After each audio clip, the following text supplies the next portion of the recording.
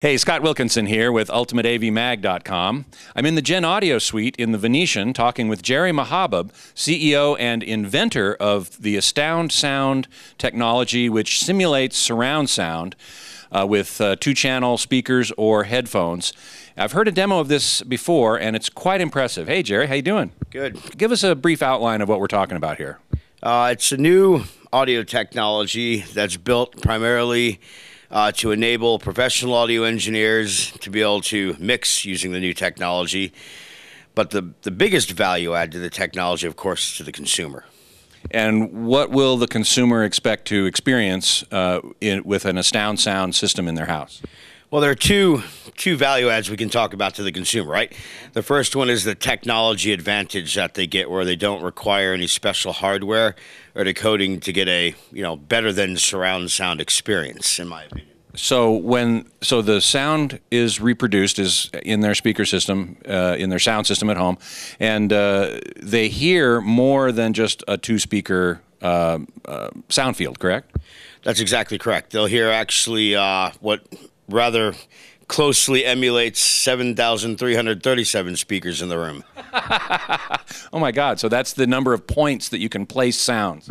That's right, on the unit sphere, and then we have, 100 different layers of distance cue pushing outward. So we can put sounds outside of your walls, inside of your walls, wing by your head, all just from your TV speakers or any two-channel audio. When you're listening on your headphones, on your iPod or your iPad, doesn't matter what the playback medium is. The key is any two speakers or any set of headphones, you're going to get what we call a four-dimensional audio experience. But for the purpose of industry, let's just keep it at 3D. How's that? Sure.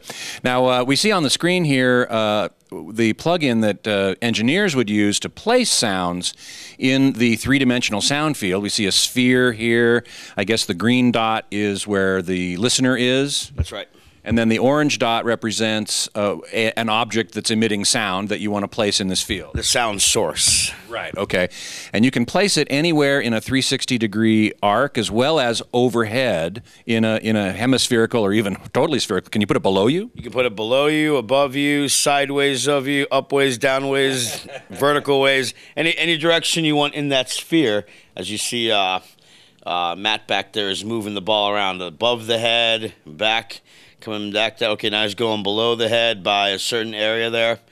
Now he's going back onto the plane. Now, can you give us an idea, a general idea of how this works without giving away any trade secrets, of course? We're connecting the dots in three-dimensional space to create paths of audio in that 3D space. So are you manipulating phase, amplitude, obviously?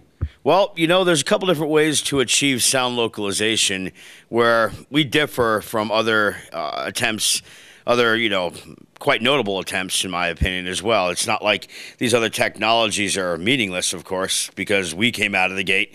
The other technologies do have their place, but our technology in particular minimizes phase. So when you process the audio, we will pass certain QC tests that some of these other technologies will not. And the key there is to stay in phase. And in order to stay in phase, it means you can't really have a heavily phase-reliant technology to achieve the localization cue effect. So what we do is we rely more on the magnitude response and an extraordinarily accurate magnitude response that wasn't based on a binaural dummy head measurement like typical psychoacoustic modeling.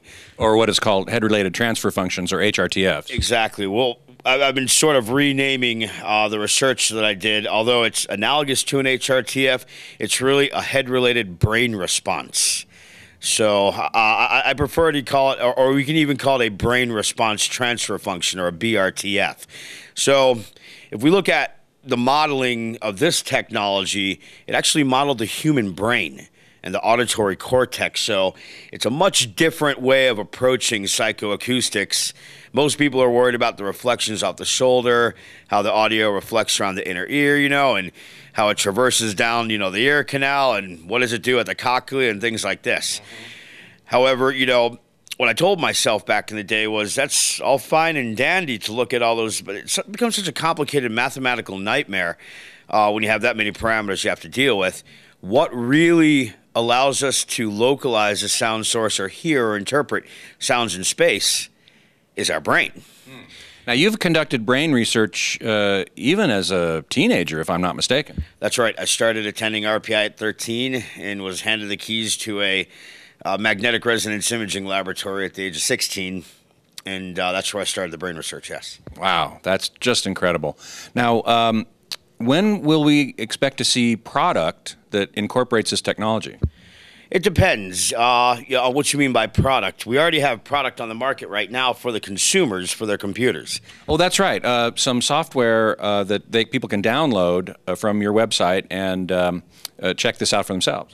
That's exactly correct. At www.astoundsound.net, you can get a free 30-day trial of our sort of consumer version of the software, which looks nothing like this. Most consumers wouldn't want to interact with a user interface like that. So we made it a lot easier for them, where literally you push the button that says on, you select 1, 2, 3, or 4, or whatever the number of pre-selects are that we currently have in our user interface that our software developers put together.